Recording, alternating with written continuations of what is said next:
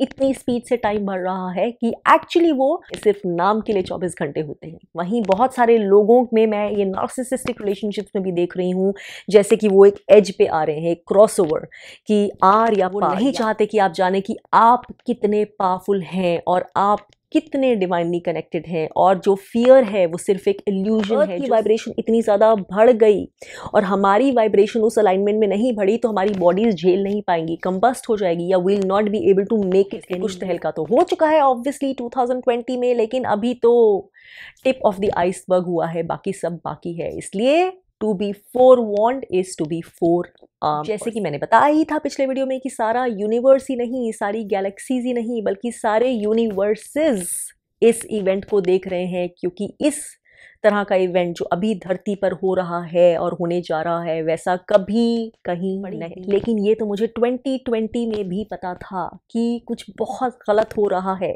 और वो गलत वो नहीं है जो लोगों को बताया जा रहा है कि गलत है, उसके पीछे जो गलत हो रहा है वो छुपाया जा रहा है। न्यू अर्थ की ये बहुत ही इंपॉर्टेंट सीरीज में पिछले हफ्ते मैंने अपने सबसे पहले वीडियो में आपसे बहुत सारी अमेजिंग और माइंड बॉगलिंग चीज़ें शेयर की थी। विश्वास करना या नहीं करना वो आपकी चॉइस है, लेकिन इसमें कोई शक नहीं कि ये वक्त सभी प्राणियों के लिए जो इस धरती पर रहते हैं बहुत ही ज़्यादा क्रिटिकल होने वाला है। क्या हमारी धरती लुप्त हो जाएगी? क्या ये डिस्ट्रक्शन की तरफ प्रोसीड कर रही है? क्या होने वाला है हम सबका जो धरती पर रहते हैं? क्या जो इतनी सारी चीज़ें हो रही हैं हमारे आसपास, हमारे वातावरण में, इन्हीं सब बातों का संकेत है? वो जानने से हमारी ज़्यादा मदद हो सकती है। ऐसे बहुत सारे सवालों के जवाब देने की थोड़ी सी कोशिश की थी अपने पिछले वीडियो में। सीरीज़ को आगे बढ़ाते हुए इस वीडियो में भी मैं देने वाली हूँ बहुत सारे अहम सवालों के जवाब, इंक्लूडिंग कौन है वो 3 वेव्स ऑफ वॉलंटियर्स जिनकी बात डोलोरेस कैनन ने की थी अपनी किताब में, और क्या है वो सबसे ज़रूरी संकेत जो शायद ही हम में से कोई नज़रअंदाज कर सकता है, जो हमें बता रहे हैं कि इनफैक्ट धरती पर यही सब होने जा रहा है। बहुत हाई चांसेस हैं कि बहुत सारे लोग इस वीडियो के टाइटल को देखने के बाद उस पर क्लिक भी ना करें, या फिर क्लिक करने के थोड़ी ही देर बाद बेचैन हो जाएं, बोर हो जाएं और किसी नए एंटरटेनमेंट की तरफ स्विच हो जाएं। लेकिन अगर आप उन चंद लोगों में से हैं जो ना सिर्फ इसे बहुत डीप इंटरेस्ट से देखने के लिए आए हैं बल्कि पूरी इंटेंशन रखते हैं अंत तक बने रहने की, तो शायद ये मैसेज आपके लिए ही है। क्योंकि जैसे कि मैं बोल चुकी हूँ, सारे लोग न्यू अर्थ की तरफ नहीं जाने वाले हैं, और बहुत लाइकली है कि जो उसकी तरफ नहीं बढ़ने वाले हैं उन्हें इस वीडियो में भी कोई इंटरेस्ट नहीं होगा, क्योंकि वाइब्रेशनली वो अभी इस लेवल पर आए ही नहीं हैं कि उनकी कॉन्शियसनेस इस समझ को रिसीव करने के लिए भी रेडी हो। वो वहीं फंसे हुए हैं मैट्रिक्स की 3 डायमेंशनल दुनिया में। ये ज़रूर बोलना चाहूँगी कि अगर आपने इस वीडियो का पहला पार्ट नहीं देखा है तो पहले वो ज़रूर देखिए, नहीं तो आपको ये वाला कॉन्टेक्स्ट शायद ठीक से समझ नहीं आएगा। तो डोलोरेस कैनन ने अपने सारे काम में बुक्स के ज़रिए, लेक्चर्स के ज़रिए, कॉन्फ्रेंसेस के ज़रिए, उनके थ्रू पूरी दुनिया में लोगों को पता चला था कि 3 वेव्स ऑफ वॉलंटियर्स जो इस धरती पर आना शुरू हो गए थे हिरोशिमा और नागासाकी के एटॉमिक बॉम्ब्स के बाद। उनका पर्पस क्या था ये भी मैं अपने पिछले वीडियो में अच्छे से शेयर कर चुकी हूँ। ऑफन ये अर्थ में फिजिकल इनकारनेशन में कभी आए ही नहीं थे, ये दूसरे प्लेन्स, दूसरे higher levels of spiritual consciousness, दूसरी गैलेक्सी से आए थे जिन्होंने सिर्फ ये अर्थ पर जन्म लिया था ह्यूमन बॉडी में एक पर्टिकुलर पर्पस के लिए, जो पर्पस अभी चल रहा है। इन सभी में ऑब्वियसली बहुत ज़्यादा एम्पैथी होती है, कंपैशन होता है, बहुत ज़्यादा हाइटेंड सेंसिटिविटी होती है। तो कौन सी थी ये 3 waves of volunteer? Dolores Cannon ने बहुत सारी किताबें लिखी हैं, लेकिन जिस किताब की मैं यहाँ स्पेसिफिकली बात कर रही हूँ, the 3 waves of volunteers and the new earth, उसकी सबसे पहली कॉपी पब्लिश हुई थी 2011 में। तो उस समय के हिसाब से उन्होंने लिखा था कि जो फर्स्ट वेव ऑफ वॉलंटियर्स है वो इस वक्त पर अराउंड 40s में या फिर 60s में इस तरह के एज ग्रुप में होंगे 2011 में।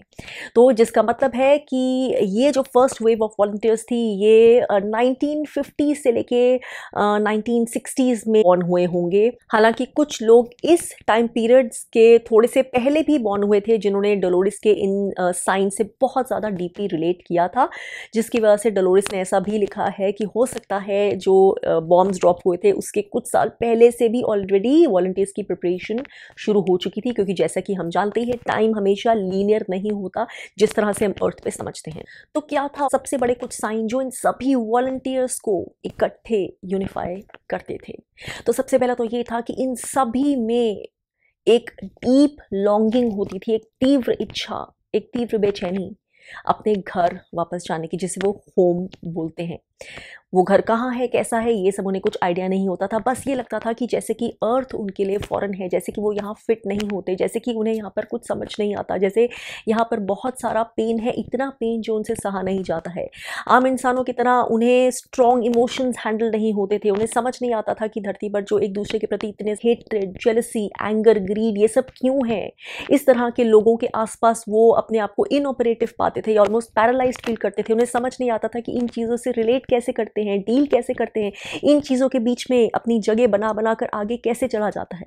और ये भी रीज़न है सबसे बड़ा कि डोलोरेस जैसे बताती हैं, सबसे ज़्यादा दुख, सबसे ज़्यादा चैलेंजिंग जो फेस था वो ये फर्स्ट वेव ऑफ वॉलंटियर्स ने ही सहा, क्योंकि वो ही सबसे पहली वेव थे जो यहाँ पर आए थे एक ऐसी जगह का एक्सपीरियंस लेने जो जहाँ पे वो पहले रहते थे उससे बहुत अलग था, जहाँ पे एक सेपरेशन की फीलिंग थी, जहाँ पे वो प्योर एक लव की फीलिंग, पीस की फीलिंग थी ही नहीं जिससे वो हमेशा यूज टू थे। इसलिए उससे कैसे डील करना है उन्हें समझ नहीं आता था। इसलिए ऑफन उनकी ज़िंदगी शायद सब कुछ बाहरी तरह से, एक अच्छी फैमिली, एक अच्छा मटेरियल वेलबींग, सब कुछ, एक अच्छी जॉब होने के बावजूद भी बहुत टर्बुलेंट होती थी, बहुत इमोशनली पेनफुल होती। दुनिया in first wave of volunteers को बहुत ही ज़्यादा क्रूर, उत्तेजना से भरी, बहुत ही ज़्यादा बेबस, नीरस, बदसूरत लगती थी। छटपटाते थे, उन्हें जवाब नहीं मिलते थे, उन्हें समझ नहीं आता था कि सब कुछ जो बाकियों को ठीक लगता है उन्हें ठीक क्यों नहीं लगता, उन्हें यहाँ पर अच्छा क्यों नहीं लगता। इतना मुश्किल होता था इनफैक्ट ऑफन इन लोगों के लिए उन लोअर वाइब्रेशंस को हैंडल करना, दूसरों में या फिर खुद में, क्योंकि वो भी फिजिकल बॉडी लेके आए थे, कि वो ऑफन थी वो अपनी ज़िंदगी को ख़त्म करने का भी प्रयास करते। लॉजिकली अपनी इस पीड़ा का उन्हें कोई जवाब नहीं मिलता था। अब बात करते हैं सेकंड वेव ऑफ वॉलंटियर्स की। तो डोलोरेस की इंफॉर्मेशन के हिसाब से ये लोग भी फर्स्ट वेव ऑफ वॉलंटियर्स की तरह बाकी लोगों के मुकाबले अपने आप को हमेशा मिसफिट फील करते थे, लेकिन ऑब्वियसली इनकी जो परिस्थिति थी, इनका जो इंटरनल एक्सपीरियंस था वो इतना पीड़ादायक नहीं था जैसे कि फर्स्ट वेव ऑफ वॉलंटियर्स का था।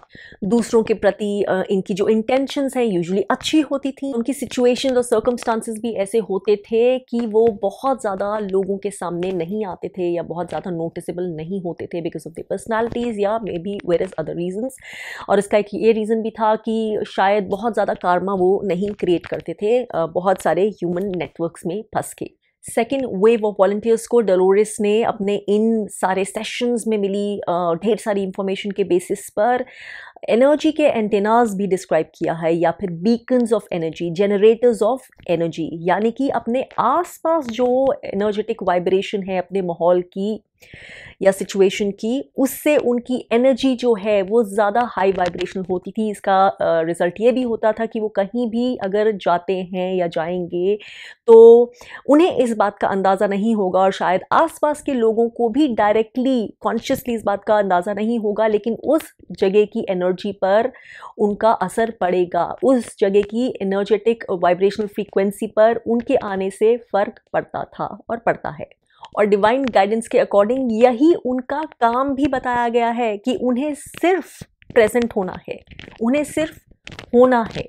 दे जस्ट हैव टू बी। कुछ करना चाहते हैं, इसी की तड़प में वो बहुत ऑफन कंफ्यूज रहते हैं, क्योंकि उन्हें पता है अंदर से कि हमें कुछ करना है, लेकिन क्या करना है एग्जैक्टली, किस तरह से करना समझ नहीं आता था। इसलिए ऑफन जो गाइडेंस आती थी वो यही आती थी, आपका प्रेजेंट होना ही वो काम है जो आप करने आए हैं, इससे ज़्यादा आपको कुछ तड़पने की ज़रूरत नहीं है। इनकी प्रेजेंस से जो एनर्जेटिक वाइब्रेशन है वो अपलिफ्ट होगी अनकॉन्शियसली। लेकिन इसी में आता है दूसरा पैराडॉक्स कि इन लोगों को बिल्कुल भी ज़्यादा लोगों के बीच में उठना बैठना, इंटरमिंगल करना, जाना पसंद ही नहीं है। इन्हें अपनी कंपनी और अकेले रहना ही सबसे ज़्यादा पसंद होता है। लेकिन सेकेंड वेव की सबसे बड़ी प्रॉब्लम ही ये रहती है कि उन्हें लोगों से बातचीत करना, इंटरेक्ट करना अच्छा भी लगता है, मज़ा भी आता है, स्पेशली जब वो इंटरेक्शन बहुत अच्छे लेवल की हो। उन्हें मिलना जुलना पसंद भी होता है, लेकिन नापसंद भी होता है। उन्हें लोगों का साथ अच्छा भी लगता है, लेकिन वो उससे दूर भी रहना चाहते हैं, अपना सॉलिट्यूड खोना नहीं चाहते, लोगों को अपनी स्पेस में बहुत ज़्यादा अलाउंस अलाउंस नहीं देना चाहते, क्योंकि ऐसा करने से उनके लिए डिस्कम्फर्ट क्रिएट होता है, या एक एवरेज इंसान जितने इंटरेक्शन से भी वो बहुत ज़्यादा ड्रेन हो जाते हैं। अपनी एक अलग ही दुनिया बनाना उन्हें अच्छा लगता है, जिसके दरवाजे के पीछे, जिसकी दीवारों के बीच में वो अपनी ही एक एनर्जेटिक सीक्रेट स्पेस का एहसास करते हैं, जो सिर्फ और सिर्फ उन्हीं की है।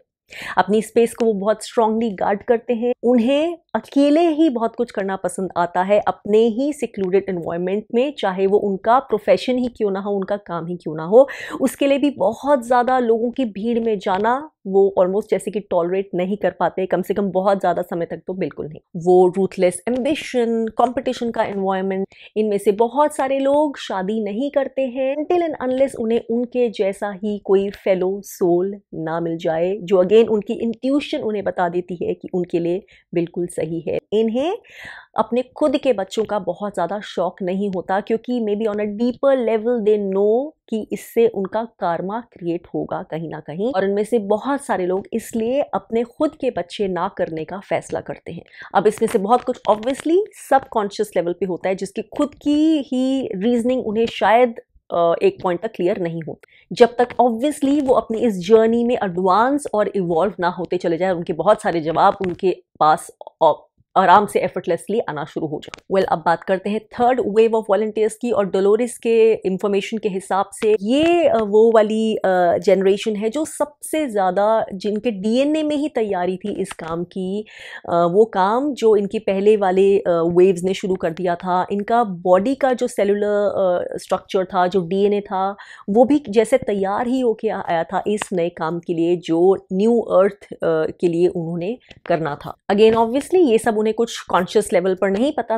एक बहुत इंटरेस्टिंग चीज़ जो डोलोरिस ने बताई कि ज़्यादातर ये बच्चे बहुत ज़्यादा अपने एक एवरेज लेवल से इंटेलिजेंट होते, या क्यूरियस होते, या इंटेलेक्चुअल होते, या वो बहुत जल्दी शायद चीज़ों से बोर हो जाते, स्कूल में मन नहीं लगता होता उनको, शायद अनकन्वेंशनल चाइल्ड बोलते या नॉन कन्फॉर्मिस्ट चाइल्ड भी बोलते, या बहुत सारी चीज़ें वो स्कूल में या क्लास में बहुत ज़्यादा जल्दी समझ लेते हैं, और इसकी वजह से अटेंशन स्पैन कम होता है। इनमें से बहुत सारे बच्चों को ADHD के डिसऑर्डर से भी लेबल कर दिया जाता है because of these and many other reasons, और उनको बहुत ज़्यादा मेडिकेशंस पर भी कर दिया जाता है, ये समझ के कि इनमें कुछ गड़बड़ है, बहुत ज़्यादा रेस्टलेस हैं, इनअटेंटिव हैं, या कुछ साइकोलॉजिकल इश्यूज हैं इनके साथ। लेकिन असली रीज़न इन बच्चों के साथ यही होता था कि obviously they were different than other children. वो अलग थे, वो अलग काम करने आए थे, उनका माइंड, उनका डीएनए अलग तरह से उन्हें प्रोग्राम भी करता था। उनकी जो समझने की, परसीव करने की और भेद पाने की शक्तियाँ थी, वो बाकी बच्चों से काफ़ी बार बहुत अलग रहती थी। ये बच्चे ऑफन मिसडाइग्नोज्ड ही नहीं होते बल्कि मिसअंडरस्टूड भी होते हैं। ऐसा भी हो सकता है कि ये रिबेल्स माने जाते हो, एक सेम मंडेन रूटीन से, स्कूल की सेम एक्सपेक्टेशन से वो बोर हो जाते हैं और उन चीज़ों में फिट नहीं हो पाते।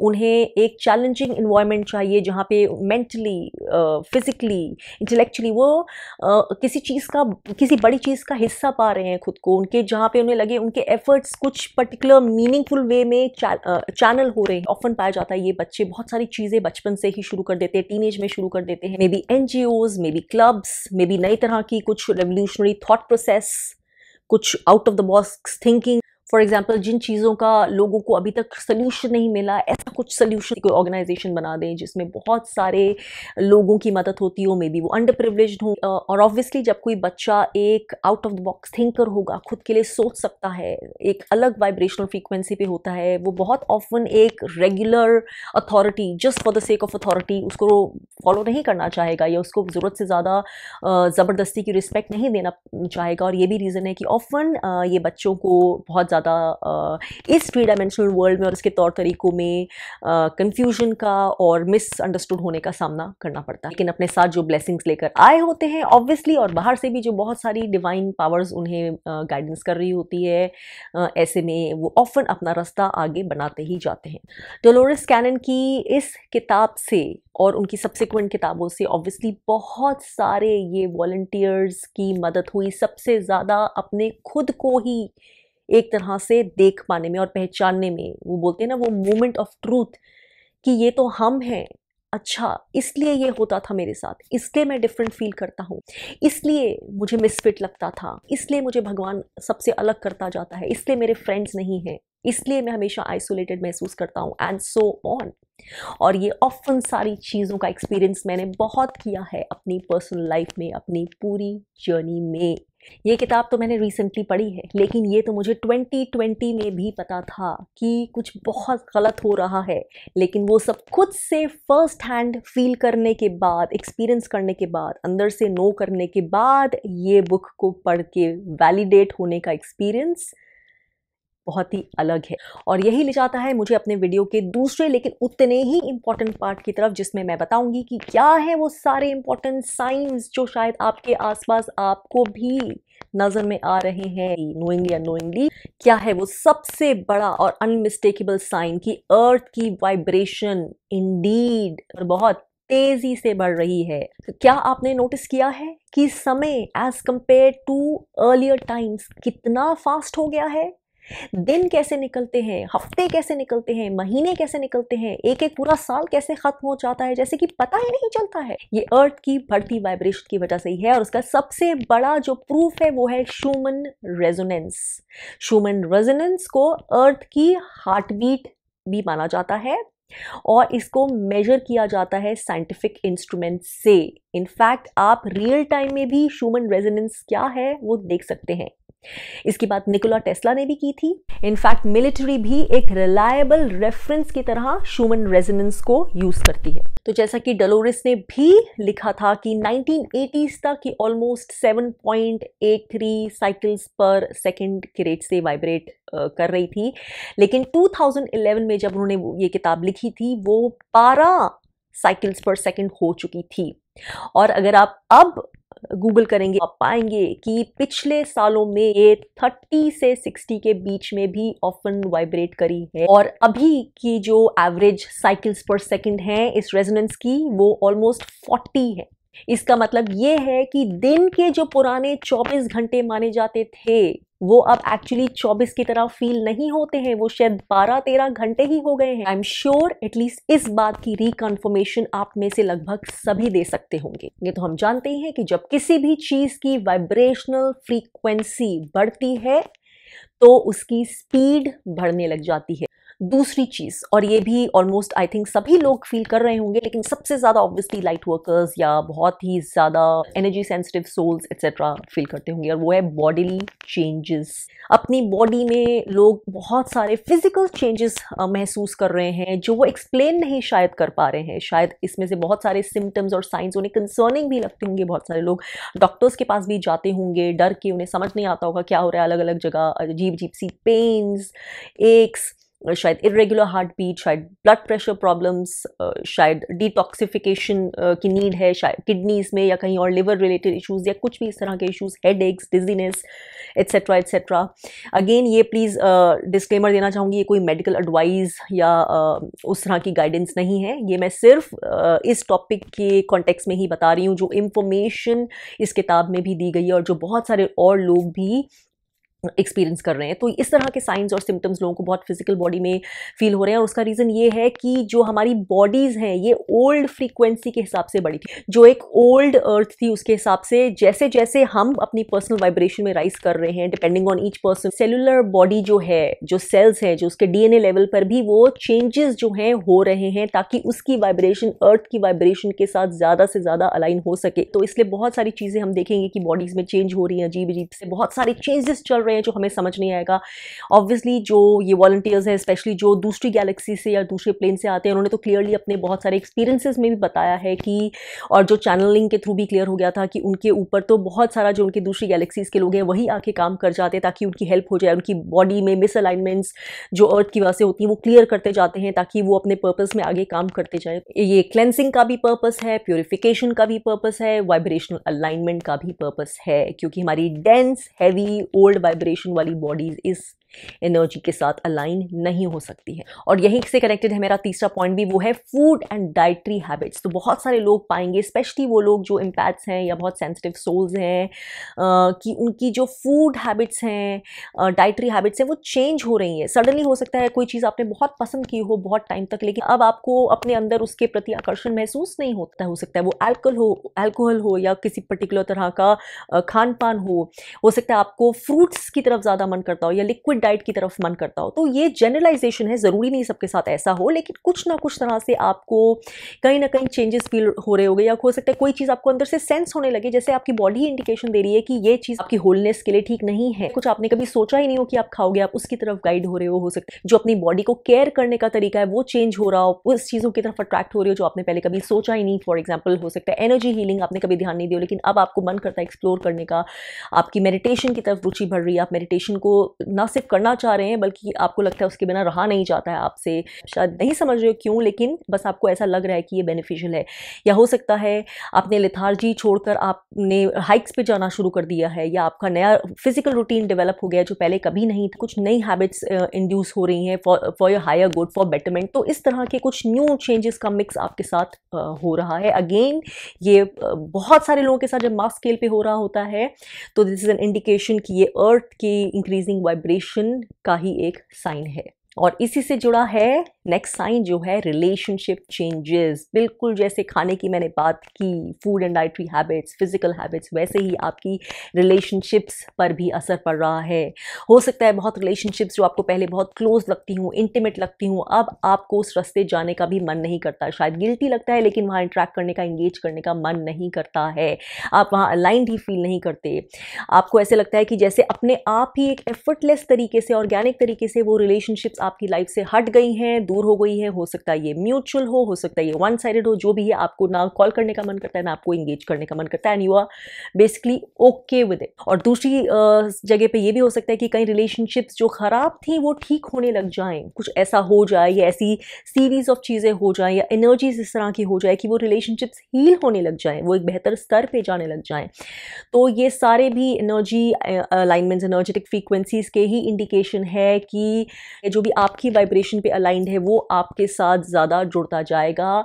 वैसे ही जो आपसे हट रहा है, हो सकता है वो इंसान आपसे डिटैच हो गया हो, अपने आप ऑर्गेनिकली अलग हो गया हो, उसका वाइब्रेशनल लेवल आपके साथ अलाइन नहीं हो पाएगा क्योंकि बहुत ही ज़्यादा मिसमैच है, तो there will not be any common ground. तो ईदर वे जो भी एनर्जीज के साथ आपका अलाइनमेंट हो रहा है, लोअर या हायर, वो आपकी अपनी वाइब्रेशनल फ्रीक्वेंसी के साथ हो रहा है और आप दूसरी फ्रीक्वेंसी के साथ अलग हो जाएंगे जो आपसे अलाइन नहीं है। बहुत सारे लोग इस समय ऐसे डिसीजंस लेंगे या लेने पर मजबूर कर दिए जाएंगे जो शायद वो पहले कभी नहीं लेते अपने हक में भी। नेक्स्ट साइन है ऑब्वियसली राइजिंग स्पिरिचुअल कॉन्शियसनेस। तो ऑब्वियसली इस पर कोई शक नहीं कि अर्थ पे अभी भी बहुत ज़्यादा लो वाइब्रेशनल एनर्जीज हैं, इसमें कोई भी डाउट नहीं है, लेकिन एट द सेम टाइम ये भी ट्रूथ है कि एज कंपेयर टू बिफोर, अर्थ की स्पिरिचुअल कॉन्शियसनेस बहुत ज़्यादा राइज कर चुकी है और करती ही जा रही है। इसका मतलब है बहुत सारे और लोग उस काम को आगे बढ़ा रहे हैं जो इन वॉलंटियर्स ने शायद शुरू किया होगा, या जिस काम में ये वॉलंटियर्स अपनी अपनी तरह से लगे हुए हैं। बहुत सारे लोग अपने अंदर के तथ्यों को जानने लगे हैं, उसमें इंटरेस्टेड हो रहे हैं। हम सिर्फ एक फिजिकल बॉडी है ये नो लॉन्गर उनको सेटिस्फाई कर रहे हैं, वो क्वेश्चंस पूछ रहे हैं। ट्रूथ उतना ही नहीं है जितना उन्हें टीवी की न्यूज़ पे बताया जा रहा है या कहीं और, वो ये समझ रहे हैं और वो जान पा रहे हैं, तो अपनी इंट्यूशन पे ज़्यादा भरोसा कर पा रहे हैं। ये नहीं कि सेपरेशन की फीलिंग है कि दो पार्टीज उन्हें अलग कर दें, आपस में लड़ाई करवा दें, या दो अलग अलग गुट उन्हें अलग करवा दें, या दो कंट्रीज उन्हें अलग करवा दें। नेशनैलिटी, रिलीजन, इन सब चीज़ों के बियॉन्ड बहुत ज़्यादा लोग देख पा रहे हैं, रियलाइज कर रहे हैं अपने अंदर की सबसे ज़्यादा उन्हें पीस की, होलनेस की, लव की एनर्जी चाहिए अर्थ पे, फियर की नहीं, नेगेटिविटी की नहीं, हेट्रेड की नहीं, क्योंकि यही तो वो एनर्जी थी जिन्होंने अर्थ को अभी तक उस डेंस वाइब्रेशन पे रखा हुआ था। फियर, जैसे कि मैंने पिछले वीडियो में भी कहा था, ट्रूथ सीकर्स और ट्रूथ स्पीकर्स और ज़्यादा बढ़ते जा रहे हैं। Conscious souls, conscious thinking, mindful thinking बढ़ती जा रही है। ऑब्वियसली जो अभी भी बिल्कुल गुमे हुए हैं, खोए हुए हैं, सोए हुए हैं, उन्हें इन चीज़ों का कोई ज़्यादा एहसास नहीं है।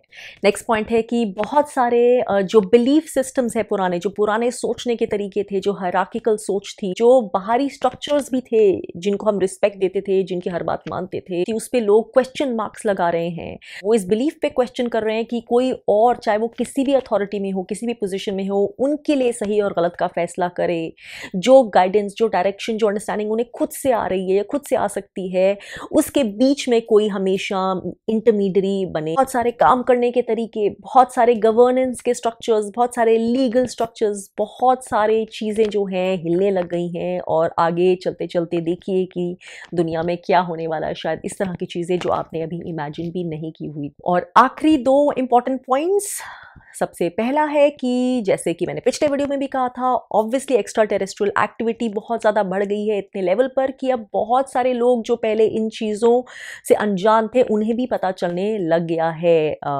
यूएफओस की spottings, alien kind of looking people की स्पॉटिंग, ये सब बढ़ गया है।